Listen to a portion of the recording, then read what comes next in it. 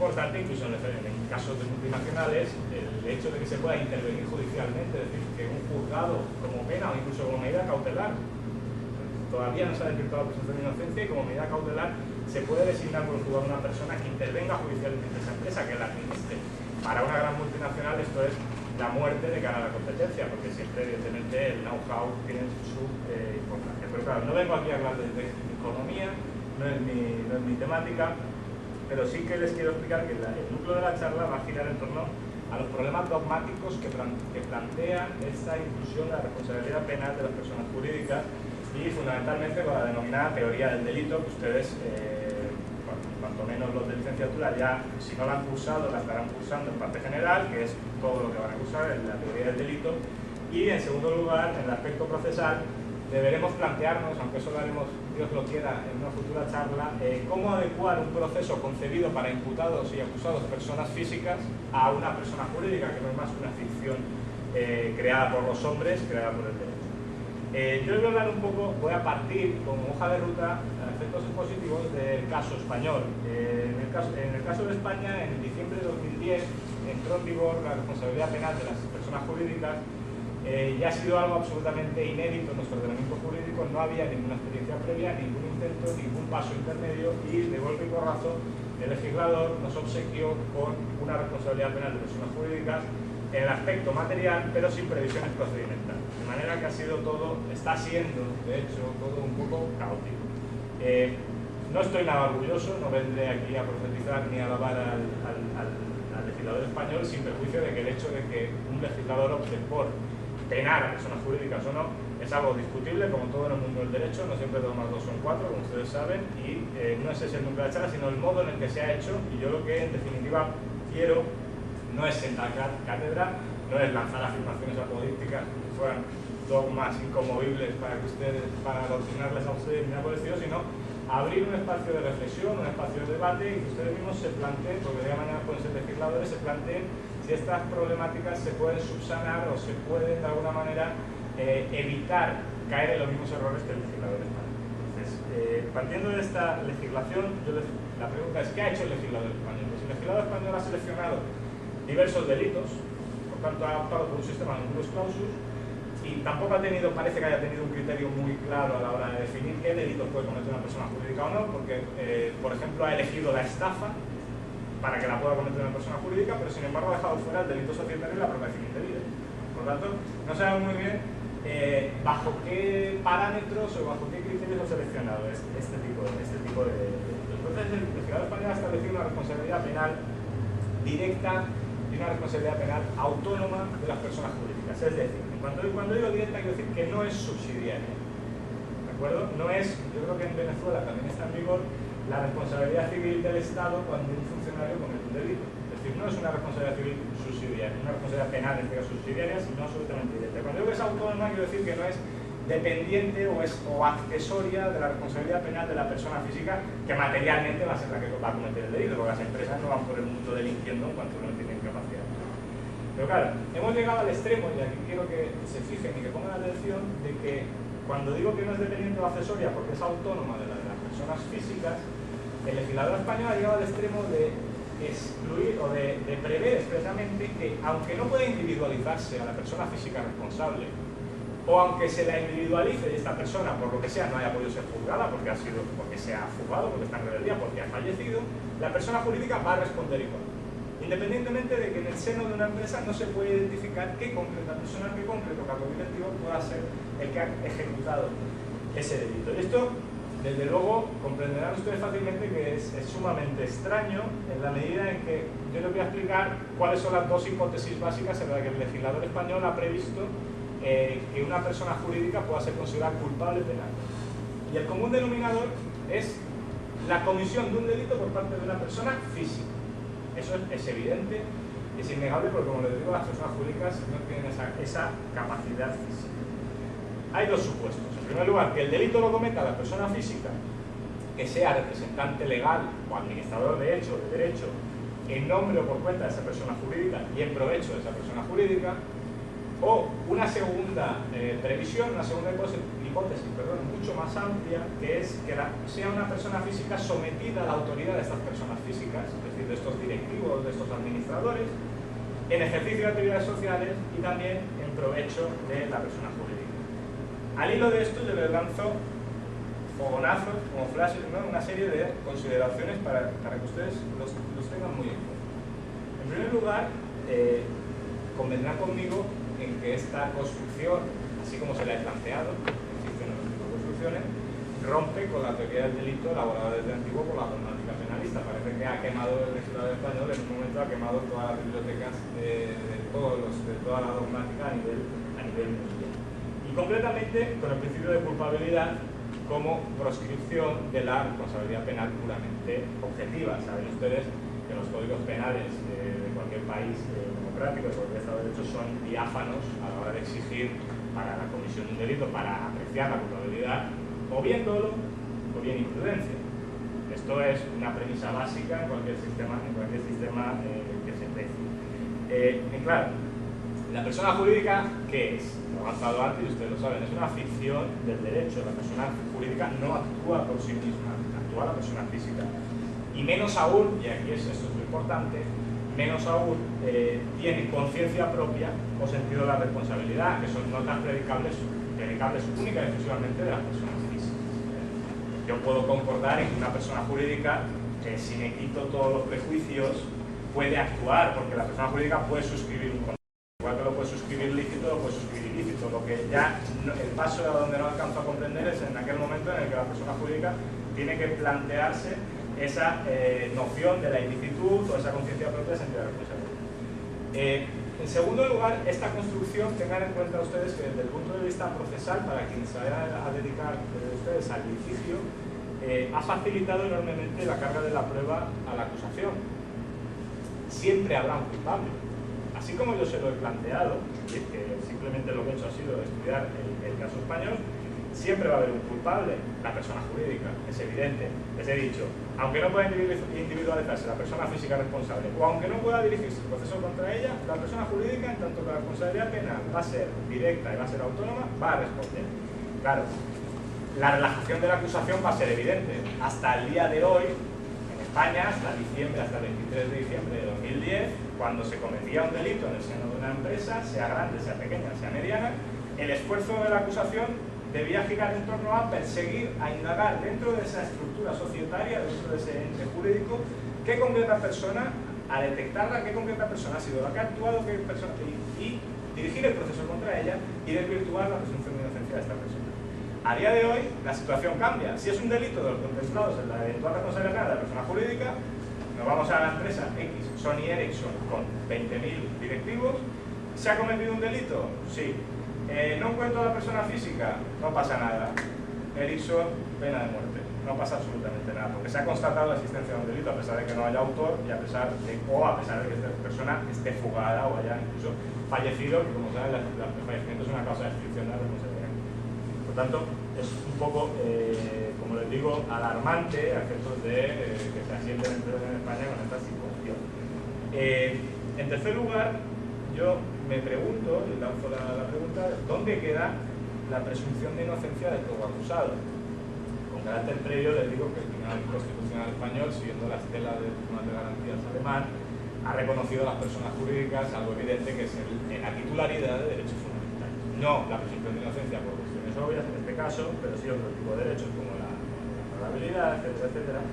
Pero claro, se cierne una expresa sombra de constitucionalidad sobre el Estatuto Penal de las Personas Jurídicas en España desde el momento en que el legislador prevé fórmulas de objetivación de la responsabilidad penal de personas jurídicas por hechos que en puridad son ajenos. La persona física, la persona jurídica, evidentemente, no puede controlar lo que hace la persona física, es ajena. Entonces, se está haciendo responder por una persona ajena. Existe una presunción iure et iure, por ejemplo, de que la mera vinculación, que les he dicho antes, que simplemente el requisito era o que fuera administrador de hecho, esa mera vinculación se crea una presunción iure et iure de culpabilidad. Y esto nos retrocede muchísimos años y nos recuerda de alguna manera, si me permiten la broma, pero no es broma, que es lo complicado, al rudo derecho penal germánico en cuanto se regulaba la denominada responsabilidad penal por la estirpe, ¿verdad? Es decir, a medida que hay este tipo de vinculaciones y se crean estas presunciones, estamos retrocediendo muchísimos años y mucho avance. Otra cuestión muy importante es que, inexplicablemente, a pesar de que el legislador español ha optado por el criterio de transferibilidad de la responsabilidad penal de la persona física que comete el delito, transfiere esa responsabilidad a la persona jurídica siempre y cuando haya un nexo, que es una vinculación con esa persona, se niega la posibilidad de que, concurriendo alguna causa excluyente de la responsabilidad criminal en la persona física, esa causa excluyente de la responsabilidad criminal sea transferida, al igual que se está transfiriendo la responsabilidad, esa causa excluyente le sea transferida a la persona jurídica. Lo cual, convendrán ustedes también conmigo en que es, desde luego, ciertamente delicado, por no decir incluso absurdo, porque claro, se nos van a plantear situaciones en las que la persona física va a cometer un delito, va a cometer un hecho típico, efectivamente, va a cometer la parte subjetiva, va a cometer la parte objetiva del tipo, pero lo puede hacer amparado en una causa de justificación, por ejemplo, el ejercicio legítimo de un derecho, el cumplimiento de un deber. Por tanto, eso excluye la antijuricidad de la acción. Pues bien, a pesar de que esto sea así, se niega este beneficio, sino esta categoría jurídica que se ha trabajado desde mucho tiempo que le sea transferida a la persona jurídica. Si una persona física actúa movida por un miedo insuperable, puede ser otro caso, por tanto, que en el ámbito de la teoría del delito no le sea exigible otra conducta, porque ese miedo lo crea así, afectará al juicio de culpabilidad, pero afectará al juicio de culpabilidad, no se podrá declarar culpable a la persona física, pero sí a la persona jurídica. Y por último, cuando estas consideraciones, inexplicablemente, y esto es muy importante a nivel mundial, porque no ha sido así en otros países, de los que ha bebido el legislador español o de los que ha dicho haber bebido el legislador español a la hora de reflejar o de trasladar a España este sistema de responsabilidad penal jurídica, no se regulan eventuales causas de exclusión de la responsabilidad penal de la persona jurídica. Singularmente, cuando yo me refiero a esto, es al denominado compliance program. Yo no sé si ustedes habrán oído hablar, pero en definitiva son programas de cumplimiento normativo que deben generar las propias empresas, y en el caso de que se haya efectuado un correcto diseño de este programa interno normativo de cumplimiento de la norma y ese funcionamiento haya sido efectivo dentro de las limitaciones humanas, evidentemente, esta persona jurídica no podrá responder penalmente en la medida en que sus dirigentes habrán podido acreditar hacer todo lo que estaba a su alcance para evitar delitos en el seno de la empresa. Es decir, ¿cómo funciona esto? ¿Cómo está funcionando el compliance en el derecho comparado? Pues se designa, igual que las empresas tienen un representante sindical o tienen un delegado de prevención de riesgos laborales, se designa un responsable con funciones de vigilancia, con funciones de asesoramiento, con funciones de advertencia, con funciones de evaluación de riesgos legales, y, si me permiten la expresión, que esté facultado a tocar el pito cuando detecta algún tipo de irregularidad, evitándose evidentemente siempre que se tomen represalias contra esta persona. Siempre partiendo de la base de un previo estudio, un estudio jurídico con profesores o docentes universitarios, en donde se regule una especie de hoja de ruta o un cuaderno que se ha de seguir dentro de la empresa en cuanto a formación de trabajadores sobre los eventuales tipos delictivos, qué medidas de cautela deben tomarse en el trabajo, etcétera, etcétera. Claro, si esto se niega de plano, y hace poco la Fiscalía General del Estado en España dictó una circular en donde, por si alguna duda quedaba de que el legislador español no había hecho esto, la Fiscalía se niega en rotundo a aceptar como causa de exclusión de responsabilidad criminal el efectivo diseño y cumplimiento de un programa de compliance. La Fiscalía nos saca esta circular y nos dice que en ningún caso, prácticamente, cierra la puerta. Yo me pregunto y les pregunto a ustedes, entonces, ¿dónde queda la función motivadora de la norma? Ustedes saben que en el derecho penal la función motivadora de la norma es importantísima, porque si no, si esa amenaza de castigo no tiene un premio en un momento dado a quien la cumple, la relajación de las empresas, o como digo, el efecto huida, o el pavor o el temor generalizado va a ser absolutamente innegable en la medida en que una empresa se va a encontrar en defensa, en el sentido de que haga lo que haga, invierta lo que invierta en seguridad, en formación, en efectivo cumplimiento, etcétera, etcétera, de todas maneras me va a suceder exactamente lo mismo. Y paradójicamente se prevé este diseño y efectivo cumplimiento de un compliance program como circunstancia atenuante de responsabilidad criminal una vez cometido el delito. Por tanto, como ven ustedes, si me la fusión, la locura y la esquizofrenia de la regulación es sumamente preocupante. Ahora bien, yo les digo, no vengo a criticar que se haya optado por penar o por regular la responsabilidad criminal de las personas jurídicas, sino el concreto modo en el que se ha hecho y evidentemente a despejar algunas incógnitas o a intentar superar algunas barreras que a todos nos hacen difícil concebir cómo una persona jurídica que no piensa por sí misma o que no tiene conciencia puede llegar a cometer un delito. Vamos a intentar despejar esto y, como digo, una vez decidida por la doctrina mayoritaria, no me cuento entre ellos, a pesar de que mi maestro Rubén Díaz Pinar, que tiene muchísimo en España sobre este tema, es partidario de la responsabilidad penal de personas jurídicas. Yo opto más por el derecho administrativo sancionador, en la medida que a veces bajo la excusa de que la regulación internacional exige a todos los países adoptar este sistema de responsabilidad criminal, no es cierto. Las normas internacionales lo que dan es una opción entre el derecho administrativo sancionador o bien el derecho penal. No se está imponiendo desde las instancias internacionales la responsabilidad criminal de las empresas. Esto es casi un rumor o una creencia muy extendida que no es así. Como digo, una vez decidida por la doctrina mayoritaria, por los legisladores, la necesidad de apostar por un modelo de política criminal que tienda a erradicar la criminalidad económica y organizada fundamentalmente, que es la que se da en el seno de la empresa, cuyo origen y también refugio, por qué no decirlo, está en las sociedades mercantiles que se sirven de personas físicas fácilmente reemplazables en el caso de la condena penal, porque evidentemente, como ustedes saben, todas las empresas hacen una ponderación normalmente económica, de viabilidad empresarial, y dentro de este análisis o de este balance anual también puede estar los costes de la defensa penal de nuestros directivos, de las condenas que van a recaer sobre nuestros directivos, etc. En la medida que las personas físicas son fácilmente reemplazables, al final las empresas acaban pagando la defensa penal, acaban pagando la multa y acaban pagando el coste del estigma de una eventual condena o de una inhabilitación, etcétera, etcétera. Se ha optado por atacar al núcleo duro, que es la viabilidad o la vida de la propia empresa, por tanto, aspectos económicos, que es lo que al final sí que duele a quien se ampare detrás de esa persona jurídica, ¿verdad? Como digo, una vez decidido esto, yo lo único que planteo es, ya que se hace, hágase bien. Ya que se hace, hágase bien. Que no se haga como en el caso de España. Evidentemente, ha habido un cambio de necesidades, ha habido un cambio de realidades sociales y se hará preciso adaptar categorías dogmáticas a estas necesidades y a estas realidades, a pesar de que cueste, porque va a costar. No obstante, existe el riesgo de bendecir, ustedes lo han estudiado en terminología o en creación de Peter Jacobs, el denominado derecho penal del enemigo, es decir, en función del sujeto y no del hecho, se crea la regulación X.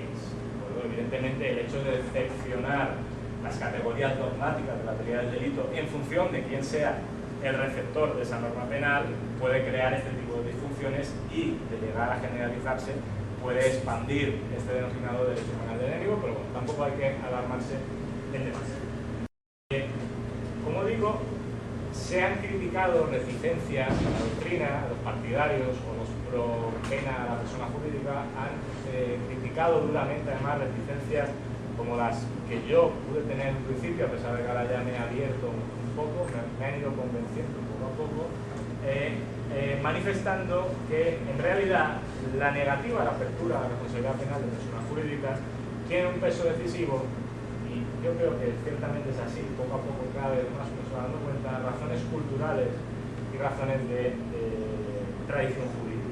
Es decir, se dice por estas personas, por esta doctrina, que nos hemos anclado en un derecho penal ético moralizante, de alguna manera, en que solo se tiene en cuenta a la persona jurídica, a la persona física, perdón, al homo humanisticus, que hemos venido a decir, que piensa y actúa por sí misma, que tiene sentido de la responsabilidad, etc. Así, el maestro Zubal de Espinar lo que viene a distinguir yo creo que con acierto, ha sido entre el homo humanisticus, es decir, la persona física, que él dice que, bueno, que esta persona física, el homo humanisticus, es, entre comillas, permítanme la expresión, sensible a la pena, sensible a la amenaza punitiva, y crea una segunda categoría, que sería el homo economicus, ¿de acuerdo? El homo economicus no sería más, en este caso, que la persona jurídica. Esta persona jurídica, a diferencia del homo humanisticus, que es sensible a la pena, tiene esa percepción, el homo economicus sería ajeno a cualquier categoría del espíritu, ¿de acuerdo? Claro, lo que se viene a decir es que el problema que hay a la hora de abrirnos a la responsabilidad penal de la persona jurídica es una cuestión de conceptos, de concepción.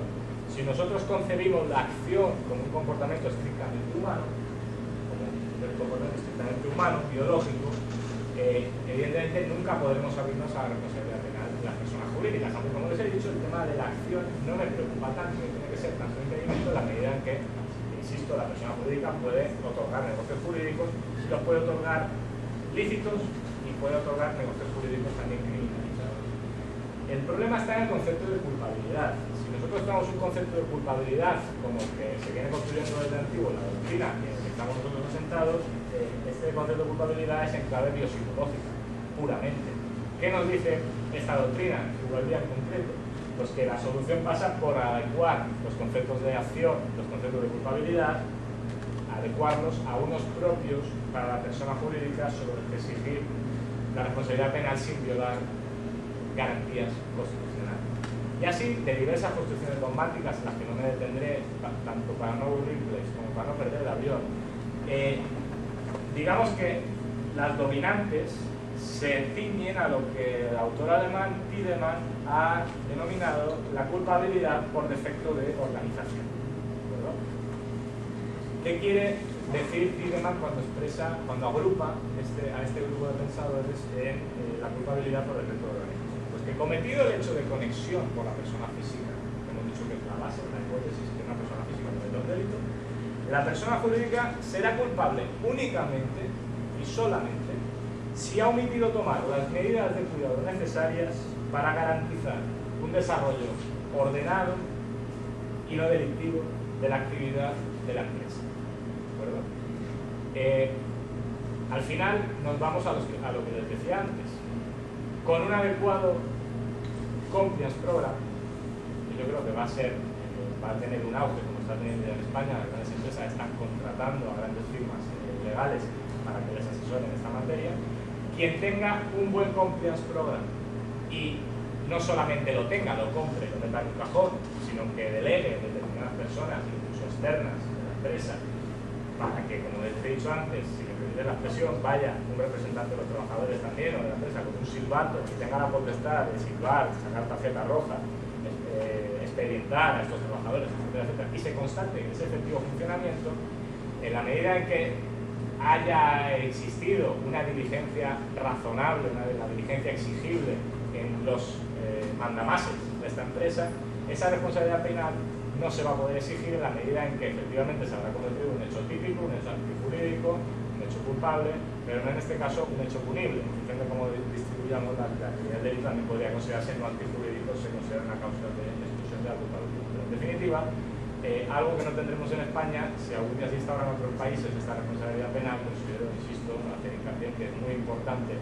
no llegar al extremo español, donde se pena una responsabilidad penal puramente objetiva, haga lo que haga esta persona jurídica y sin remedio alguno, sino que se permita a las empresas adoptar adecuados programas de cumplimiento normativo que en definitiva es la exigencia de lo razonable o de lo exigible. Pues con esto terminan mis charlas. Les animo a que hagan cualquier tipo de pregunta, de consideración, de crítica, lo que ustedes deseen. Gracias.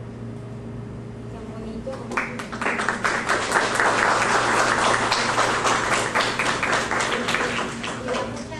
Mucha satisfacción escuchar a un profesor joven hablar de Tiedemann, que estuvo con nosotros hace quizás unos 20 años, profesor. Quizás hace unos 20 años hablando de todos estos temas cuando estaba en elaboración, ya tiene una obra importante, este profesor alemán, quizás uno de los exponentes más importantes en Occidente, sobre todo lo que podríamos denominar derecho penal socioeconómico. estuvo aquí, en la Universidad Central de Venezuela, y planteamos sus diferentes hipótesis que han llegado a fraguar de manera importante la doctrina penal actual. Muchísimas gracias, profesor, por ahí una inquietud. Hola, buenas tardes. Entiendo que en España no se utiliza la responsabilidad penal cognitiva, pero en Venezuela no tenemos todavía claro cuáles son los criterios. Hemos visto leyes que responsabilizan penalmente a la persona jurídica y otras que responsabilizan a la persona natural vinculada a la persona jurídica. Y yo creo que estamos como en una ruta, ¿no? Pero hay algo que me preocupa, me llama la atención, que es, no se ha establecido si va a haber dolo o no, por ejemplo, en la tipicidad, en esta teoría, si las personas jurídicas se tienen que dar delinquido con dolo y con culpa. ¿Y cuál sería entonces la dificultad de ya hacerlo un subjetivo y probar el dolo de la persona? Aquí el tema dividirá la respuesta en dos. En primer lugar, oficialmente, el discurso que se ha vendido, aunque tampoco se ha metido esta reforma sin hacer mucho ruido en España, no quiere la cosa meter ahí una cuestión absolutamente ajena al derecho penal, a las cuestiones actuales del derecho penal en España. Oficialmente no es una responsabilidad puramente objetiva. Del estudio de la regulación concluimos algunos que efectivamente es una regulación, es una responsabilidad penal puramente objetiva. Se ha vendido como algo respetuoso con la garantías constitucionales, etcétera, desde el momento en que no se permite el caso de la responsabilidad, entiendo, y que se permite penar a una persona, sabe que el otro ni siquiera ha sido localizado, considero que es absolutamente objetiva. En la segunda parte de su pregunta le respondo. Como digo, nos tenemos que, de alguna manera, liberar de esa concepción ético-moralizante del derecho penal. Y cuando usted me habla del dolo, yo le diré que realmente una persona jurídica, lo saben ustedes, dolo no puede tener. Tampoco puede predicarse de ella la imprudencia, porque eso implica un conocimiento, una cognoscibilidad, etcétera, etcétera. Entonces lo que se pretende de alguna manera es liberarnos de esa concepción, como digo, de lo humanístico, para pasar a otro concepto distinto de la culpabilidad. Porque cuando usted me habla de dolo e imprudencia, lo que está haciendo es sacar dos categorías del principio de culpabilidad y hablarme de esas. Entonces, lo que se hará, o lo que se pretende hacer es que el concepto de culpabilidad ya no se defina, cuando hablamos de personas jurídicas, exigiendo o bien dolo o bien imprudencia, sino que se defina exigiendo un cumplimiento ordenado o una concreta supervisión de la empresa.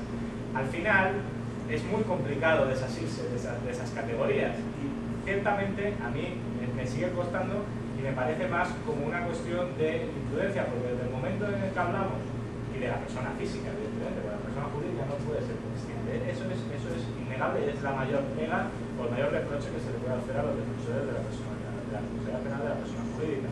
Desde el momento en que yo les digo, bueno, en otros países, o la construcción de Tiedemann, el criterio de imputación a la hora de decidir si hay culpabilidad o no es detectar si la empresa, pero de la empresa, detrás de la empresa es una persona física, eso es evidente, ha omitido determinadas cuestiones, a lo que nos conduce es a la figura del dolo eventual o más bien de la imprudencia. Es decir, la idea de la diligencia exigible no se puede predicar de la persona jurídica, se predicará de la persona física que está detrás de la persona jurídica. Por lo tanto, parece un juego de palabras y es ciertamente difícil de encajar, pero parece que la solución doctrinal que mayores adeptos tiene y que parece más razonable, a pesar de que es ciertamente difícil de encajar, es esta. Entonces, respondiendo a su pregunta, siempre vamos a tener que vincularlo a la persona física que sea responsable de la justicia. Y en este desplazamiento, Buenas tardes. Con respecto al inicio de la charla, que había hablado de lo favorable que resulta esta legislación para la responsabilidad penal de la persona jurídica en el caso de España. Ahora mi pregunta es, ¿qué criterios positivos tiene el legislador para haber llevado a aprobar esta ley? O sea, ¿qué beneficio le trae al Estado de España en este caso para haber aprobado esa ley y responsabilizar de una manera tal a las personas jurídicas? Hombre, realmente a veces se legisla caliente meternos en la cabeza del legislador es ciertamente complicado. Decimos, ¿no? Aquí también se dice, ¿no?, que a veces el legislador, como antes de la BSR, legisla a golpe de portada o golpe de telediario para contentar esa ansiedad social o esa preocupación social, ¿no? En este caso, realmente tampoco respondía a una cuestión, a un clamor social o a un clamor popular, ¿no? Y además, como digo, insisto, la normativa internacional y también las directivas comunitarias por las que nos regimos los países europeos permitían perfectamente atacar más duramente desde el derecho penal sancionador, del derecho administrativo sancionador, perdón, y no recurrir al derecho penal. Entonces, lamento no poder contestarle en el sentido de, en la exposición de motivos realmente de la Ley Orgánica 5/2010, la que introduce esta reforma, se parte de una premisa falsa, porque lo que dice es, cumpliendo exigencias internacionales y directivas comunitarias y demás, introducimos la responsabilidad penal de personas jurídicas. Pero si uno se lee esta normativa internacional se da cuenta de que no es cierto lo que afirma el Estado español. Por tanto, nos han querido colar o convencer con una afirmación falsa. De manera que la real motivación, lo siento, pero la desconozco. Y la forma como está conseguido la responsabilidad por otro que viene de los códigos, creo que ya desde el código español del 95, por ahí, ¿no? O sea, hubo varios momentos donde cuando ellos hacen esta reformulación, o sea, ¿cuál es la evaluación sobre la realidad? O sea, en la jurisprudencia. Porque una cosa es lo que teorizamos y otra cosa es lo que realmente sucede y que valida o no la transformación jurídica. ¿Qué pasa allí? Sí, realmente siempre la jurisprudencia, por fortuna, ha tenido muy claro, y en esto sí que tenemos magistrados muy serios que han dado sobre la palos al legislador e incluso han adecuado regulaciones en las que han estirado incluso la letra de la ley hasta el punto de que se han interpretado de modo constitucional algunas normas saliéndose de la norma, o buscando excepciones para llegar a cumplir con el garantismo exigido. Entonces, realmente la medida que entró en vigor en diciembre de 2010 es una normativa muy joven, hay muy poca cultura, los abogados cuando les encargan poner una querella, hoy en día la gente lamentablemente estudia muy poco fuera de las facultades, ni siquiera caen en la cuenta de que ya pueden dirigir la querella, que no va a hacer daño y va de alguna manera a incrementar su posibilidad de éxito, dirigir la querella contra la persona pública, etc. Entonces realmente no se han planteado a día de hoy todavía casos, y sí solamente hay un precedente, pero no es realmente una criminalidad de empresa, sino que era un tema de narcotráfico, donde había una organización transnacional colombiana y española, pero la empresa realmente era una tapadera. De manera que los criterios de imputación eran sencillos de la medida que como que la empresa no actuaba como tal, sino que simplemente era una tapadera, no pudo sentar todavía la jurisprudencia.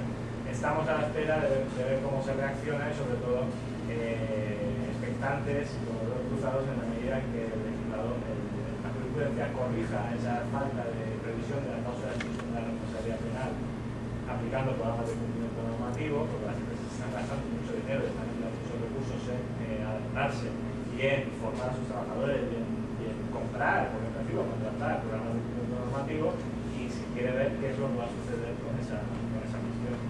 Pero realmente no ha habido todavía ocasión. Es más, es muy divertido porque realmente la reforma nació sin reforma procesal. De manera que, claro, un proceso, nosotros nuestra ley de enjuiciamiento criminal fue pionera en Europa, es una ley muy buena, nuestra ley de enjuiciamiento criminal, es de 1882. Fíjense. Ha ido sufriendo reformas, evidentemente, la más fuerte la de 2002, pero está pensada muy bien concebida únicamente para personas físicas. Claro, nos encontramos porque se introduce esta reforma en el plano material, pero sin previsiones procedimentales. Esto desde diciembre de 2010 hasta octubre de 2011. Hasta octubre de 2011 no se introducen algunas previsiones en las disposiciones adicionales de una ley de medidas de agilización procesal que no guarda relación el título que publica en el BOE en el Boletín Oficial de Estado de manera subrepticia, y ahí se dan algunas claves o algunas cuestiones de quién tiene que ir a declarar como imputado, por ejemplo, de quién tiene que ir a juicio antes del banquillo, etcétera, etcétera, etcétera. Claro, hasta octubre de 2011, hasta antes de ayer, como aquel que dice, aunque a mí me dieran al despacho para encargarme una querella criminal contra la persona jurídica, yo me encontraba con que no tenía mecanismos procesales, que no tenía armas. No La verdad que ha sido todo una auténtica chapuza. Se genera problemas de legitimación. Claro. Así va y efectivamente, ¿cómo encajas ahí a la persona jurídica? No habrá. En definitiva, no termina de ser una responsabilidad porque tienes que llevar igual al administrador. Correcto. Que sea citado. Correcto, pero toda la actividad en función. pero es que ni eso, en esta ley de inmediata ejecución procesal se dice, no, que la empresa elegirá quién irá como imputado a declarar. Vale. Y ahora se va a crear un nuevo oficio que va a ser el imputado de empresa, porque no tiene ni siquiera que guardar relación con la empresa. Entonces, la pena esta de telediario, la pena de banquillo, habrá auténticos profesionales que ofrecerán sus servicios para ir ahí a declarar. Claro. Es toda una auténtica locura. Sí. Buenas tardes. Una pregunta. Que aprobada esta responsabilidad penal, ¿queda eliminada la posibilidad de que las sanciones administrativas sean una manera alterna de resolución de conflictos con las empresas? O sea, se va de una ya a la responsabilidad penal. No, es una pregunta muy interesante. No queda eliminada por la interpretación que ha hecho en casos de personas físicas nuestro Tribunal Constitucional, el Tribunal Supremo tuvo una guerra fantástica entre ellos, como siempre, y se llegó a una solución de considerar que no se vulnera el non bis in idem, a pesar de que por un mismo hecho haya sanción administrativa y sanción penal, lo cual también es harto discutible, pero sobre todo en materia de delitos medioambientales, de delitos urbanísticos, de delitos contra la seguridad de los trabajadores, se daban casos en los que se imponían sanciones desde el punto de vista administrativo, sin perjuicio de que haya una prejudicialidad penal y se paralice la sanción administrativa o el proceso administrativo hasta que haya sentencia penal. Pero luego, una vez abierta la sentencia penal, se ha llegado a impulsar ese procedimiento administrativo y a obtener sanción. A veces ni siquiera se ha paralizado el procedimiento administrativo sancionador, se ha sancionado administrativamente y luego se ha sancionado penalmente. El Constitucional, ¿qué dijo? Dijo, bueno, vamos a hacer una compensación. Si la multa que le pueden poner en vía penal es 18.000 euros y a usted le han puesto 8.000 en vía administrativa, vamos a descontárselo en la sentencia penal. Lo cual es absolutamente también, no casa muy bien con el non bis in idem. Sí, perdón. Bien, bueno, bienvenido a Venezuela. Muchas gracias. Usted habló de su maestro, Subaldía. Él hace una distinción entre el opus humanísticos y el opus económicos. Sí. Claro, esa distinción creo, no lo he leído, pero supongo que la habrá tomado algo de Hegel allí, aquí la distinción que hacía de racional, pero quería preguntarle si, primero, cómo valora esa distinción, si es posible en realidad hoy día hacer una diferenciación de esa naturaleza, porque, por ejemplo, pudiera ser difícil catalogar a genios empresariales o de la finanza, genios empresariales, por ejemplo, Bill Gates, ¿dónde entra allí el opus humanístico? Sí, en principio la distinción... Y segundo, ¿cuál sería la base antropológica de la cual parte de Subaldía para hacer esa distinción? Sí, Subaldía parte, primero, Palieri y Subaldía son los que han tratado más esta distinción entre el homo economicus y el homo humanístico. La distinción es clara, persona física, homo humanístico, seas Bill Gates, Cristiano Ronaldo, quien sea, Sí, es decir, siempre persona física, homo humanísticus, persona jurídica, homo económicus, persona jurídica. Si realmente se puede hacer esa distinción, yo particularmente considero que no a la hora de digamos, readecuar los conceptos de culpabilidad. Posiblemente tenga algo que no me deje ver más allá, poco a poco me voy abriendo, pero claro, insisto, cambiar un concepto dogmático tan antiguo por una cuestión de necesidades sociales nos puede llevar siempre, insisto, al peligro del derecho penal del enemigo. Hay algo de Jacob allí en la asunción de los roles, ¿no? Claro, es decir, esta es una aportación mía, el hecho de que yo le he criticado a Subaldía de que cuidado, porque si me cambias las categorías en función de quién es el sujeto pasivo, quién va a ser el receptor, me estás llevando a un derecho penal del enemigo, porque también estás legitimando por una cuestión, por esa regla de tres, que al terrorista no se le aplica la presunción de inocencia porque es terrorista. ¿De acuerdo? Entonces, claro, abrirse de esa manera y distinguir las categorías dogmáticas en función del sujeto, a mí ciertamente me parece peligroso, porque ¿quién pone coto? ¿Quién pone el límite? ¿Qué decimos? No, solamente para personas jurídicas, pero no más. Pero luego nos vendrá otro y nos dirá, bueno, pero para terroristas también es que es necesario, si las necesidades sociales nos empujan allí, nos están llevando a esto, necesitamos esta solución. Claro, Y ahí, si abrimos esa veda, acabaremos distinguiendo en función del color de nuestra piel o de cualquier barbaridad. Tenemos que ir con cuidado, insisto, y tomar estas construcciones con mucha cautela. Eso que dice tiene mucho sentido, porque ayer justamente, ahora viene, tenía de Castro dar el curso de criminología en el posgrado, para llegar a una hora.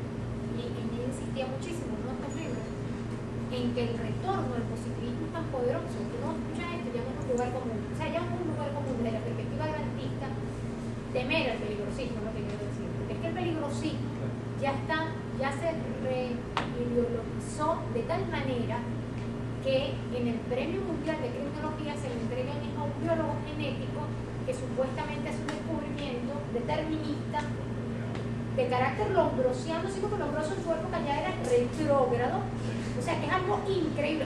Cuando el profesor dice eso, si estuviésemos hace unos 20 o 30 años diríamos, no, pero no importa, las necesidades sociales, y además no saben que el derecho también ayuda como servicio de la política, y puede haber un discurso de confrontación, de refutación de esa idea. Pero cuando uno escucha a Lolita Millar, apenas ayer, con el no momento, es que sí necesitamos, o sea, esto de la culpabilidad pensada en el estilo antiguo, una cuestión que tiene 5 siglos transitando en la dogmática, básicamente, ¿no? Pero también tuvo, también la culpabilidad también es una construcción ideológica que también fue acomodaticia y tuvo mucho que ver con una manera de construir el enemigo, cuando en la Inquisición se piensa la culpabilidad para prescindir de la responsabilidad efectiva y se escribe el maleus maléfico y todo aquello, el peligrosismo se asiste de la culpabilidad. O sea, yo creo que esa revelación también es importante. Uno tiene una perspectiva crítica acerca de la forma como está considerada la culpabilidad, en el sentido de la culpabilidad esta que era primero naturalística y ahora normativa, pero que está basada en la persona natural. Eso también hay que pensar. O sea, que yo creo que el debate está como abierto a muchas posibilidades, ¿no? Que hay que confrontar, pero sin olvidar lo que el profesor está advirtiendo, que me replicaba en otro pensamiento, en el de Lolita Millar, me decía, mucho cuidado. El positivismo genera determinismo y siempre te va a llevar a esos etiquetamientos, a esa posibilidad de, por la necesidad social, entonces configuramos un nuevo enemigo, ¿no? Y si el principio de culpabilidad, que todavía no se ha consolidado, tambalea hoy por la persona jurídica, pero piensen cuando el profesor nos cita el caso de narcotráfico. El caso de narcotráfico no es regulado solamente como un tema de criminalidad empresarial, es regulado como un tema de delincuencia organizada transnacional. Y allí las barreras del grantismo, pues por supuesto, se derriban más rápidamente.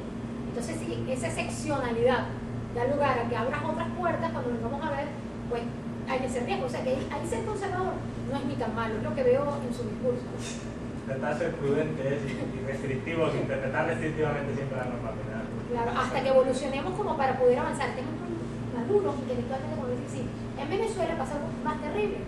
Nosotros, como bien explicó, muy bien lo caracterizó, digo, hay una cantidad de normas por allí que nos hablan de responsabilidad penal de personas jurídicas en diferentes momentos, legislación contra la legitimación de capitales, pero ocurre que nosotros la parte de nuestro código penal general tiene un montón de anteproyectos y proyectos que están durmiendo el sueño de los justos en la Asamblea Nacional porque todavía no nos atrevemos. Ha sido bueno, porque si no, quién sabe qué horrores hubiéramos ensayado, ¿no? Por el mismo que hay en el planeta. Entonces, pasó con todo respeto que en España lanzaron un montón de reformas y hubo una gran crítica del mundo académico y ha pasado en todo Occidente. Allí ha habido quizás no prudencia, sino que nos hemos quedado, pero sí necesitamos revisar muy bien esto porque entonces no tenemos piezas de dogmática general sobre imputación en la parte general de nuestro código penal que permita resolver este problema. Sí, nuestro código penal sigue siendo un código decimonónico y bueno, y todo lo demás está entonces sometido a una improvisación sin mucha cultura jurídica y ahí también hay una zona bastante de mucho riesgo. ¿Alguna otra inquietud? Yo creo que hay que agradecer. El profesor está sumamente saliendo. Ustedes saben cómo es el aeropuerto. Un día como hoy que debe estar llegando toda la gente que, por supuesto, no vinieron allá. Aunque me extrañó ver la ciudad sumamente que me fui a saludarlo a usted.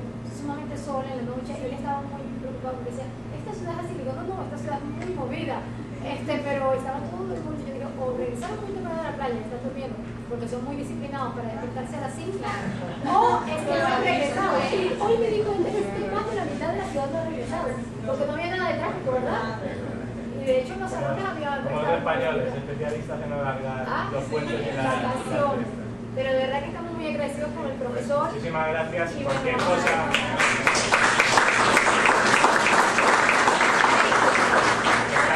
Estaré encantado de. Las preguntas complementarias. Estaré encantado de